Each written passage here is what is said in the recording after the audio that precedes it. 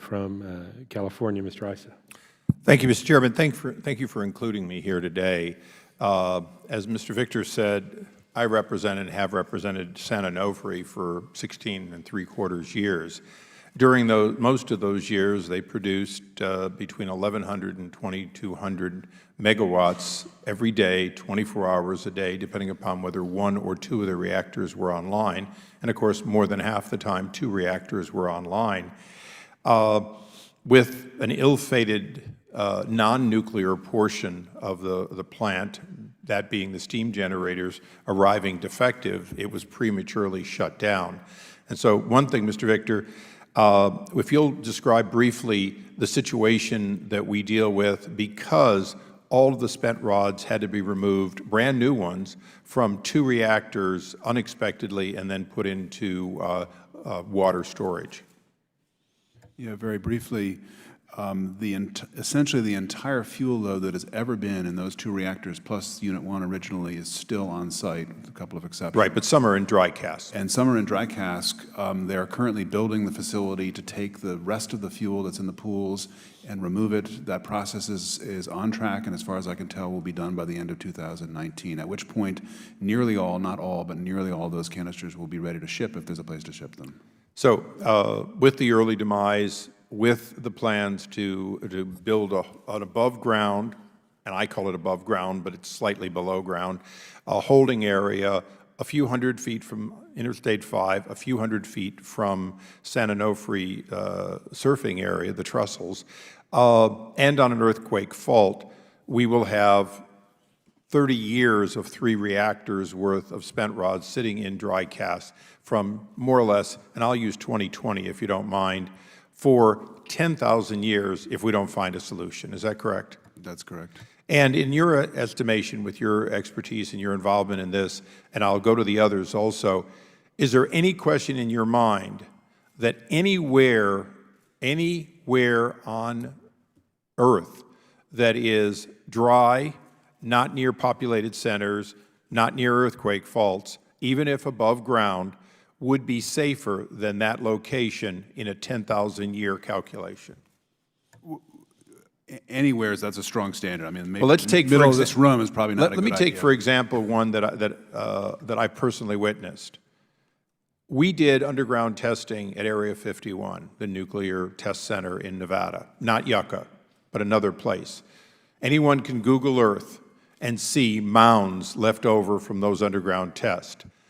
That location, is it or is it not safer than on an earthquake fault in a populated area on the edge of the ocean? Oh, absolutely. And there's an extraordinary number of sites that would be dramatically safer and better for the communities than where it is now. So as we look at places in which there are little or no population for as much as 100 miles in this country, areas that are dry, that have no apparent aquifers, including Area 51, and I'll also say Yucca, but I use Area 51 because it already has underground nuclear materials. We have a large amount of places that are better, maybe not perfect, but better. So my question to each of you is, with the current science we have, even Yucca Mountain and all currently proposed interim storage sites, in your opinion, aren't every one of them safer than on the edge of the ocean, whether in Humboldt Bay, Diablo Canyon, or San Onofre, where we have a total of 5 reactors, 3 are offline, 2 more will go offline? And I'll start with Ms. Tubbs. It certainly sounds like that to me. I'm not a nuclear engineer, but I would say likely. Doctor? Yes, well, not We're not looking for perfect. Yeah. No, I'm just asking the question of better. Yeah, I realize that. And just on the record, of course, there are aquifers at the Yucca Mountain site. In fact, when I went to the Is the water as close as it is at San Onofre? No, but it is, it's not completely dry. And so it's a subtle, there are issues. And of course, there are short-term places where if you could move all the fuel right away, then there would be a lower risk. But you do have to then take into account the transportation risk as well. So, you really need to look at an integrated program, and that's the complication. Okay, well, and I'm not trying to cut you off, but for everybody there, when I look at a current location that's starting in, let's call it January of 2020, we would be able to move by sea, if we chose, without ever going through a populated area, all of those dry casks somewhere else. From the moment it gets onto a barge, in my estimation, it is safer than where it is. Is there anyone that disagrees that there aren't a number of places inherently safer starting in 2020, and it would be reckless to leave them in the least safe place that one could describe, on an earthquake fault, in a populated area, between an interstate and the ocean? Mr. Victor. No, I completely agree. There are a lot of places that would be a lot smarter, and to me what's striking is I can understand why people are concerned about permanent repositories and making sure that the science is done properly there, and that takes time. But these interim facilities are now getting geared up, and I think that's a crucial part of this. Mr. Smith. On a geological fault, and we store thousands of canisters and waste tanks with single capability in terms of insulation. Single wall, the earlier design.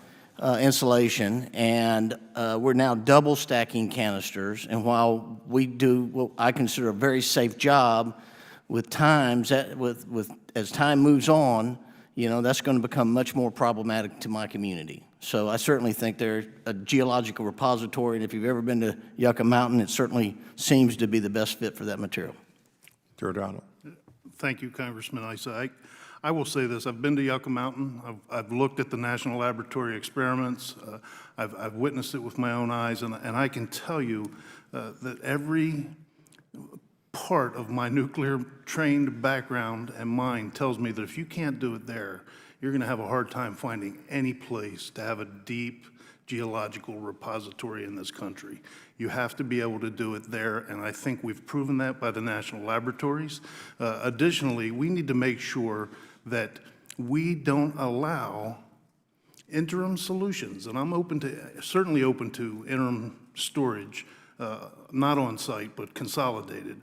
But we have to make sure that that doesn't become the new bottleneck simply kicked down the road for the next generation to solve. Because, sir, I have to tell you, I honestly believe that we have a moral imperative to solve this problem and solve it now. And that begins with both short-term solutions and long-term solutions, permanent solutions at a repository. Thank you. Mr. Chairman, if I can close briefly with a short statement. In my district, just a few miles from San Onofre, for 40 years, we stored a rather controversial gas and detergent mixture that was used during the Vietnam War. And that was brought in by regular trucks, and it was shipped in and out. As the years went by, what we discovered was it was a $100 million massive effort to eliminate what was basically gasoline. But unfortunately, over time, environmental determinations can change. I fear that if we do not find interim storage that give us, consolidated areas, that what the taxpayers will find, and this is probably the premier committee of taxpayers, is that estimate, which only goes out $95 billion for 125 years of a 10,000-year cycle, will prove the following. The fund will be evaporated. Taxpayers will pay hundreds of billions of dollars if we do not act, and act now in a responsible way. I know for an absolute certainty the taxpayers are already on the hook at this point for tens of billions of dollars over the next century, but this is a 10,000-year problem in need of a low-cost, safe solution. And I really want to thank you and the ranking member for holding this hearing. It's a great first step. Thank you. And as we're in the middle of a vote and running out of time, though I do have some questions, I'm just going to simply state this is a problem that definitely needs to be solved sooner, not later. I'd like to find a long-term solution because I do think there are potential risks in moving the stuff twice, but moving it twice is certainly better than leaving it in. As we learned even in the district that I represent, nuclear power plant in the path of a hurricane, though there were thank the Lord, it performed admirably with zero safety concerns. That may not always be the case. So again, I wish we had time for questions, but I don't want to hold you all for 45 minutes just to ask you 5 minutes of questions. So I'm going to thank the panel for participating, thank Mr. Raskin for filling in for Ms. Plaskett, and ask that we all do keep Ms. Plaskett and her constituents and all those affected by these disasters in our prayers. And with that, without objection, the committee stands adjourned.